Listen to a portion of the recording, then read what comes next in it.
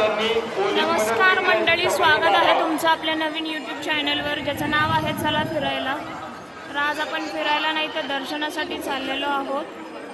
जसं की कालच पुण्यामध्ये पालखीचं आगमन झालेलं आहे आणि आपण संत ज्ञानेश्वर महाराजांच्या पालखीचं दर्शन घेण्यासाठी आलेलो आहोत. चला यावेळेस प्रचंड गर्दी आहे. पाहू शकत असाल मंदिराच्या डाव्या हाताला पुरुषांची दर्शनाची रांग आहे आणि उजव्या हाताला स्त्रियांची दर्शनाची रांग आहे. माऊली भक्तांनी याची नोंद घ्यायची. जेथे कुठे असतील त्यांनी पोलीस मदत केंद्राशी संपर्क साधावा. जे भाविक लाईनीमध्ये थांबले त्यांनी थोडं पुढे सरकत राहायचंय. लाईन खूप आहे, सगळ्यांचं दर्शन झालं पाहिजे याची दक्षता घ्या. हळूहळू पुढे चालत राहायचंय.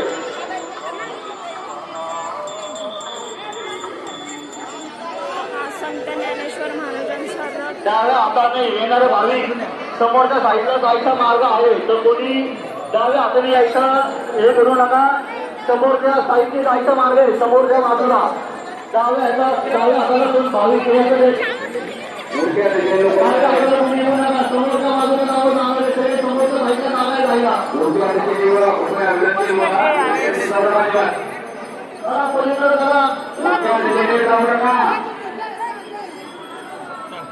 समोरच्या बाजूला जायचा मार्ग आहे, त्या साईडने जायच्यासाठी भाविक ठरत आहे आणि गर्दी पाहू शकताय.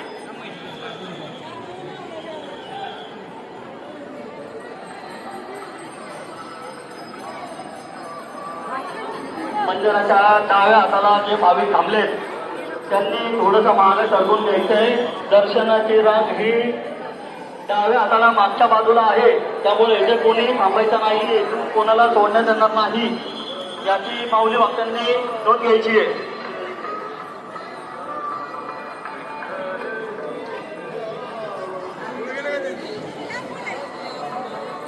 आणि इथेच थोडं सहकार्य करायचंय. डाव्या हाताला जे भाविक थांबले संत ज्ञानेश्वर महाराजांची डाव्या हाताला आपल्या मागे दर्शन आज आपण घेणार आहोत. समोरच्या बाजूला जायचा मार्ग आहे, कोणी उलट्या दिशेने यायचं नाहीये. समोरच्या बाजूला जायचा मार्ग एका साईडने करून जावा.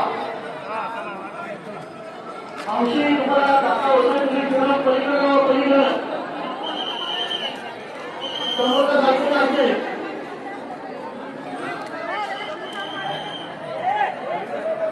हे भाविक मंदिराच्या समोरून दर्शन घेतात. दर्शन झाल्यावरती त्यांनी सरळ जायचंय, मागे परत फिरू नका. आपल्याला होतं दर्शन घेणार भाविकांना त्यामध्ये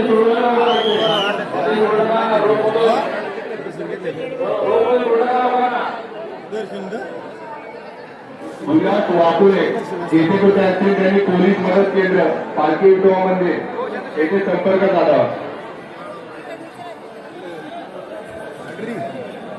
मध्ये सोडू नका, रोपत उतरा, पुढे चला, रस्त्यामध्ये थांबू नका.